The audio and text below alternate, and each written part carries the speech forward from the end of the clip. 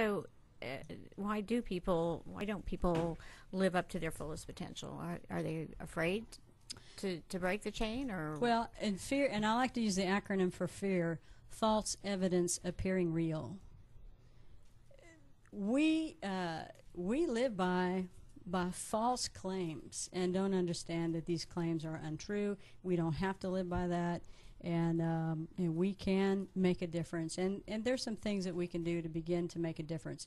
Part of that is first to acknowledge that I either am living in fear or limitation, or I'm not happy with where I am and I do want to make a difference. So just before we can do anything, we first have to acknowledge where we are. Am I happy where I am? Is this where I want to be? Am I living the fullest that I can live? Now, would you agree with me that sometimes we have people that live around us that want to keep us in fear, that don't want us to improve or get better? Yes, and let me tell you why that is. We live in systems. You know, it's like a car of an engine. If a spark plug goes bad, the whole engine goes bad. If I'm trying to change, then all the people around me have to change too. But they don't want to do that. I like being in an uncomfortable place because at least I know what to expect. But you ask me to change, then you're asking me to go out into an area where I don't know what's going to happen next. So the other problem is that if I move out of it's kind of like a mobile. You see those mobiles that are balanced, and one piece is pulled off that mobile, it throws the whole thing off balance. Well, that's what happens with family or people around us. You pull your piece out, then you throw everybody off balance, and you're going to get a lot of pressure from the people around you and your family to pull you back in place. I don't want to change, and the only way for me not to change is to have you go back to the way you were. Very powerful system and very hard to break. Okay, so you were telling me a story about somebody you know's brother, and I wanted you to recount his story. Daniel Massey is a young man in Austin, Texas, who works for Dell Computer. An amazing man. This man was adopted. Nobody wanted him. His family didn't want him. He was born with no arms and no legs. The Massey family adopted him, and they saw him as a human being like everybody else. And this young man grew up in this family that loved him and said, there's no limits on you. You can be whatever you want to do. In high school, he played football.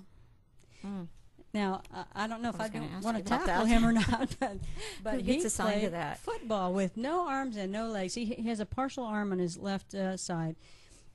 He was able to do all the things the other kids got to do. He grew up and learned to work with computers. He got married, has twin boys.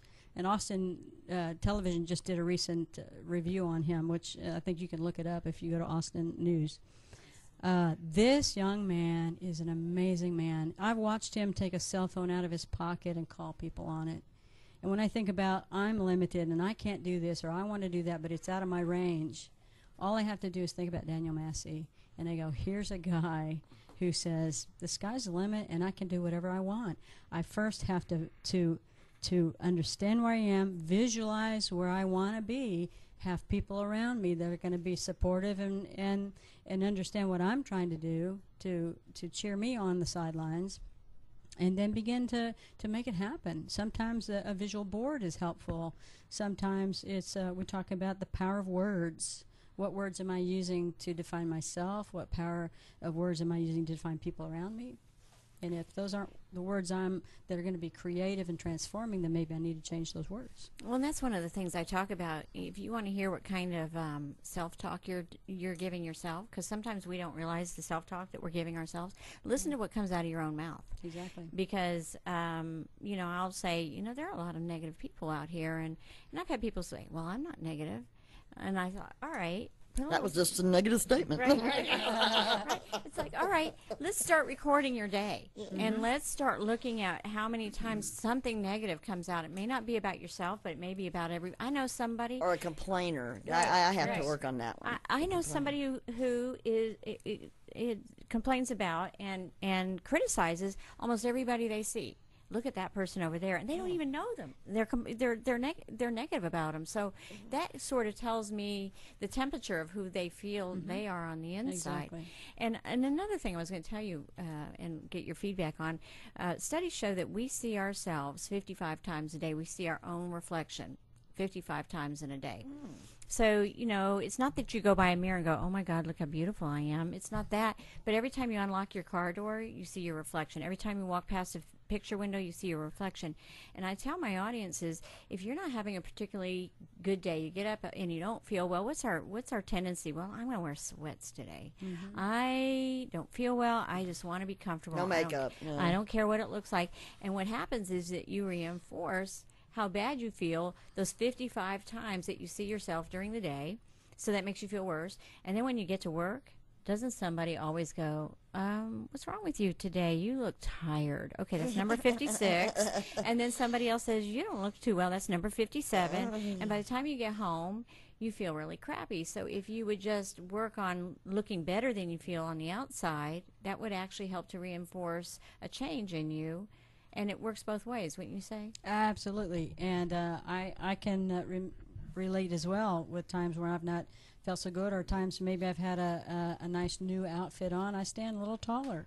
So if I'm wearing, something to cut the grass in, then that's going to make me feel a whole lot different than an evening gown to go out. So definitely what you wear on the outside and even the kind of material makes a difference. And also, I think you've talked too about the smell of things that can make your nose remembers, and your makeup, your perfume, your clothes, whatever, all that can either detract or add to who you are. And don't you know, when you decide to go to the store in that outfit, that you cut the yard and you see somebody at the store and you go, oh, okay, this isn't really how I look. And so then again, it makes us feel bad too. Exactly. So, Yeah. Well, is that the music I hear coming up? Well, I just wanted to talk about words and image. And if people want to learn more about you and the keynotes that you do and the work that you do, what's the best way to get a hold of you? Certainly shoot me an email at ALREV, that's alrev7 at AOL.com, or you can call me at 940-642-6715. Okay, and you can hear a little bit more about what we do at Personas Image Dynamics at personasid.com. You can find us on the website. So thank you so much for coming in today, Thanks for Alice. having me. Thank you. Really enjoyed it. I enjoyed that. That was a nice take. We've been talking about image and our attitude and how we look and mirroring and everything. So this has been a good day on that. So thank you very much for coming up here and being a guest on our show, Reverend. All right, we're going to take a really quick break because it's all Jimmy's fault. You were late, so we don't want to keep y'all hung up. But we also got to talking with everyone here. So we're going to come back and have Deb Durkee. She's going to be talking to us about how to keep your kids from texting while driving. There's technology out there and available, and she's going to be talking about that, the being web safety, and so we'll come back with Deb Durkee in just about a minute.